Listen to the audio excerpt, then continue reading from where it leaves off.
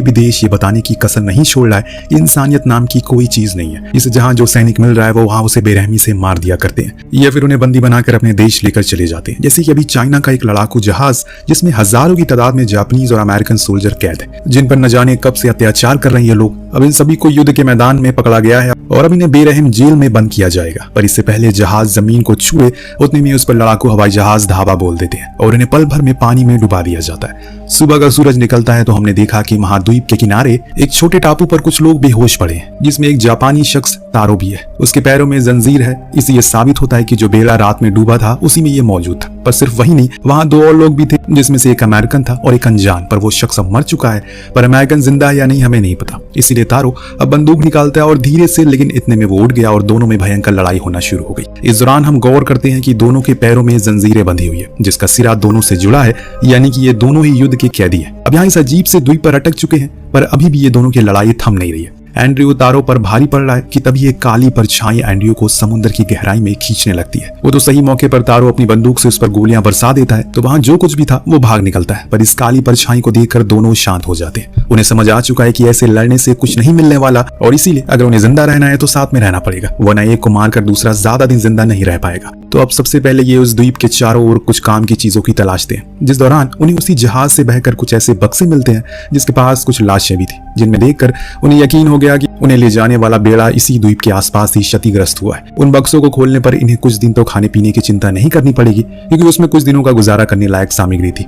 पर उसके बाद क्या होगा ये नहीं पता। उन औजारों की मदद से तारो ने मछलियां पकड़ी और फिर अंधेरा होने से पहले उन्हें पकाकर एंड्रयू को दिया, जिसे बड़े ही चाव से उसे खाया, क्योंकि दोनों ही बहुत टाइम से भूखे हैं। लेकिन अब इन्हें आगे का सोचना पड़ेगा कि अब क्या करना है, क्योंकि ऐसे ही यहाँ पर पड़े रहने का कोई मतलब नहीं है। पर उससे पहले तो इन्हें खुद को आजाद करना होगा इन जंजीरों से। तब तारो को याद आया कि वही औजार जो उसे बॉक्स में मिला था और इसलिए उसने प्रहार करना शुरू किया, लेकिन इसका कोई परिणाम नहीं निकल रहा था। तब तारो ने कहा कि जंजीरों के सबसे किनारे वाले साइड पर मारो, यानी कि टखनों के साइड पर, जो सुन एंड्रयू को थोड़ा अजीब लगा, क्योंकि अगर निशाना हल्का सा भी चूका तो उसका पैर जा सकता। लेकिन तारो को उस पर यकीन था, इसलिए उसने कहा कि करो, और वो सही था। एक ही बार में जंजीर टूट गई, जिससे दोनों ही आजाद हो गए। एंड्रयू काफी खुश था, न जाने कितने महीनों बाद वो खुले पैरों में चल रहा है। जंजीर के टूटने की आवाज से मानो वहां एक हलचल पैदा हो गई।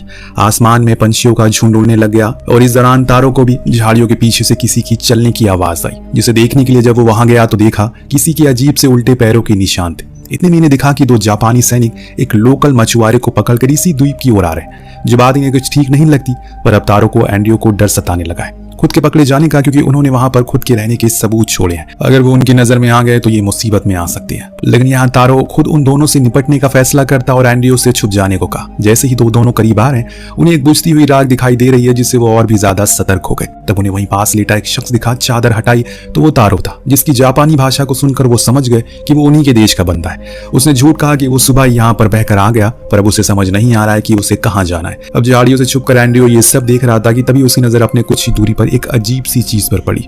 वो भी उन्हीं लोगों को देख रहा है। ये कोई विलुप्त प्राणी था, जिसे आज से पहले ना ही एंड्रयू ने देखा और ना ही इस दुनिया ने। मन ही मन वो प्रार्थना कर रहा है कि कहीं वो उसकी नजर में ना आ जाए। जैसे ही उसकी पलकें झपकी वो छू मंतर हो गया, जैसे कि हवा की तरह। और इधर इन सैनिकों ने दो पानी की बोतल को देखा। उन्हें कुछ शक हुआ, पर तारो ने इस बात को भी बहाना बनाकर टाल दिया। लेकिन इतने में एक सैनिक की नजरें पास ही पड़ी एक अमरीकी पोशाक पर पड़ी, जिसे एंड्रयू ने उतारा था। और ये देख उसने दूसरे सैनिकों को आंखों ही आंखों में इशारा किया, जिससे दोनों अब खड़े हो गए और झटके से तारो के ऊपर रखी चादर को हटा दिया, जिससे उन्हें उसके पैरों में कटी जंजीरों के टुकड़े दिखे। इससे उन्हें साबित हो गया कि ये कोई आम सैनिक नहीं है, बल्कि जंग में पकड़ा गया कैदी है, जिसे अपने देश से गद्दारी की है। इससे पहले कि वो कुछ सजा देते उसे झाड़ियों की तरफ से किसी के गुर्राने की आवाज आई, जिसे सुनने के बाद मछुआरे ने एक डरावनी आवाज में कहा कि वो आ चुका है। मैंने मना किया था तुम्हें यहाँ आने के लिए, वो लौट आया है। उसे हमारी बुआ आ चुकी है। उसकी जुबान पर बस एक ही लफ्ज था, मछली के सर वाला आदमी। ऐसा लग रहा है कि मानो उसने पहले भी उसे देखा हुआ है। अंदर गया सैनिक इधर उधर देखना शुरू करता है कि तभी उसके पीछे एक काला साया है, और जैसे ही वो मुड़ा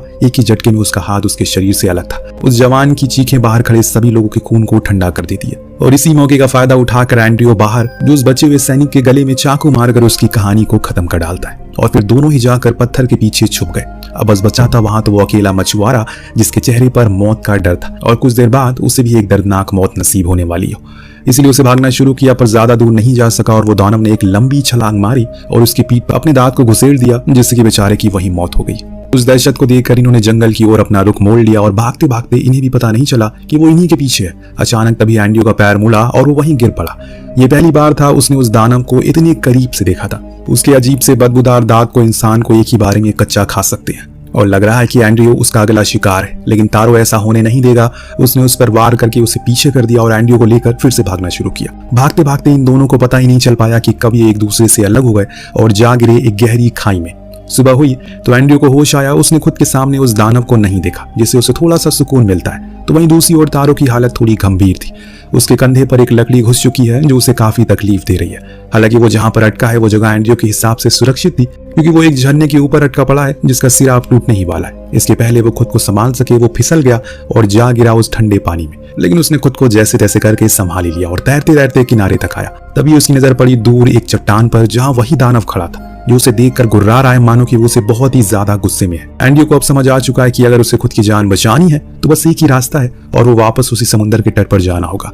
इसीलिए वो नदी के विपरीत चलना शुरू करता है पर वो पहले से ही थका हुआ है। ऊपर से उसका शरीर भीगा हुआ है जिससे उसके जोड़ों में दर्द होना शुरू हो जाता है। लेकिन उसने हार नहीं मानी और वो चलता गया। काफी दूर आ जाने के बाद थोड़ा रुक वो आराम करने का फैसला करता है। लेकिन जब उसने खुद की गर्दन को दाईं ओर घुमाया तो वहां एक विशाल नर मगरमच्छ बैठा था जिससे उसकी सांसें अटक गई। एंड्रयू पूरी तरह से कांप रहा है लेकिन अगर उसने हल्की सी भी हरकत की तो अगला क्षण उसके मुंह में होगा वो। और इसीलिए उसने धैर्य से काम किया जिससे हुआ ये तो मगरमच्छ ने उसकी तरफ तवज्जो नहीं दिया और चुपचाप पानी में चला गया। उसने पहाड़ी रास्ते को चुन लिया तो वही उसे जल्दी किनारे तक लेकर जाएगा। इस दौरान उसे फिर से वही दानव दिखा जो नदी किनारे बैठकर खुद के घावों को साफ कर रहा है। तभी एक मगरमच्छ पानी से निकला और उसे अंदर खींच ले गया।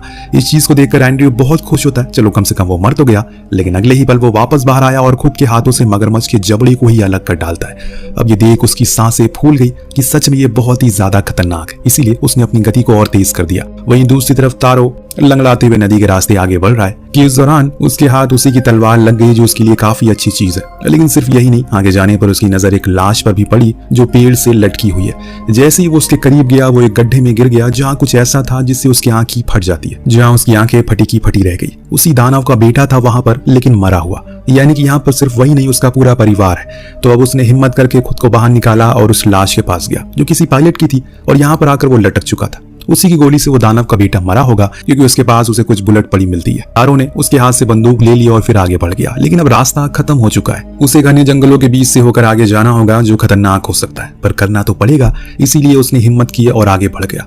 थोड़ी दूर जाने के बाद उसे वो क्रैश फाइटर जेट भी मिला उसी पायलट का। धीरे धीरे दिन ढलने लगा, यानी कि खतरे की घंटी आज बजने वाली है क्योंकि जितना अंधेरा उतना ज्यादा जान का खतरा। अब भटकते भटकते एंड्रयू उसी क्रैश प्लेन के पास पहुंच गया, पर वो वहां से आगे नहीं बढ़ा क्योंकि उसे एक आइडिया आया क्यों ना इसी प्लेन की धातु से नुकीले हथियार बनाए जाए। तो उसी काम में वो लग गया और कुछ देर बाद उसे एक नुकीला भाला बनाकर तैयार भी कर लिया जिससे वो खुद की रक्षा कर सकता है। इधर कॉकपिट में मौजूद कुछ और सामान भी उसके हाथ लग गया, लेकिन सबसे अहम चीज थी वो प्लेन के नीचे लगी एक एक्टिव मिसाइल जिससे उसके दिमाग की घंटी और बजती है। इतने में उसके पीछे कोई आता है और दिखता है असल में ये तो तारो था जिसने उसे देख लिया और दोनों एक बारी फिर से साथ आ जाते हैं। उसने बताया कि आगे एक गुफा है जहाँ कुछ अजीब सी चीजें देखी उसने। तो दोनों उस गुफा के अंदर जाते हैं जहाँ पर एक विशाल अंडा लटक रहा था जो उसी दानव का था। एंड्रयू ने तुरंत कहा कि इसे यहीं पर फोड़ कर खत्म कर दो वरना ये आगे बढ़ते रहेंगे और लोगों को मारते रहेंगे। पर तारो का कहना था अगर उन्होंने ऐसा किया तो वो और गुस्से में आ जाएगा जो हमारे लिए खतरनाक हो सकता है। तो एंड्रयू के दिमाग में एक आइडिया आता है क्यों ना वो उस मिसाइल की मदद से घोंसले के साथ उस दानव को भी मार डाले। तारो मान गया। फिर दोनों ने बड़ी ही मुश्किल से उस मिसाइल को प्लेन से अलग किया और उस गुफा के करीब लाए। पर अब एक और नई मुसीबत खड़ी हो गई है। मिसाइल का टाइमर अटक जिसे अब किसी औजार से ही ठीक किया जा सकता है,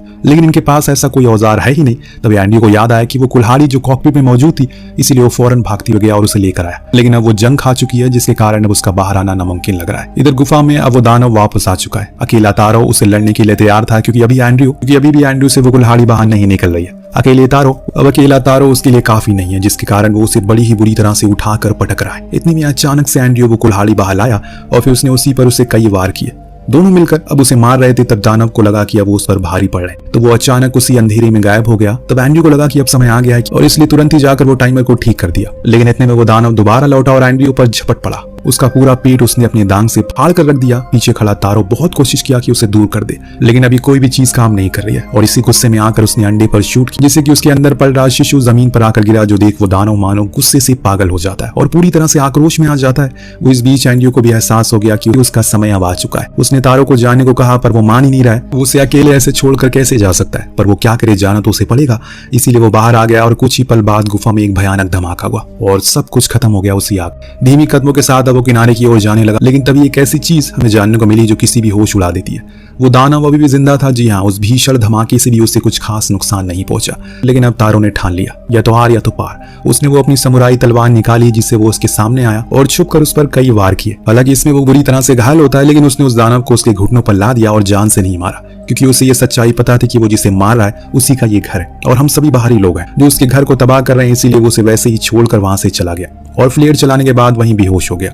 जब उसकी आंख खुली तो एक अमेरिकन नेवी के जहाज पर था और उन्हें उसके पास एनडीओ की अमेरिकन आर्मी की बैलेट मिली, जिसे वो काफी गंभीरता से देखती हैं और पूछती हैं कि असल में उसके साथ क्या हुआ। तो तारो ने बाहर देखा और खुद की कहानी को सुनाना शुरू कर दिया। उन दिनों की याद में खो गया जब उसके दोस्त एनडीओ ने खुद कुर्बानी दी ताकि वो जिंदा रह सके। और अंत में हम उसी दानव को उस टापू पर देखते हैं जो कि अब अपने अगले शिकार की फिराक में बैठा है और कहानी इसी दृश्य के साथ खत्म हो जाती है। वेल, आपको कहानी कैसी लगी हमें कमेंट करके जरूर बताएगा। मिलते हैं अगले वीडियो में। Thank you so much watching. Peace out.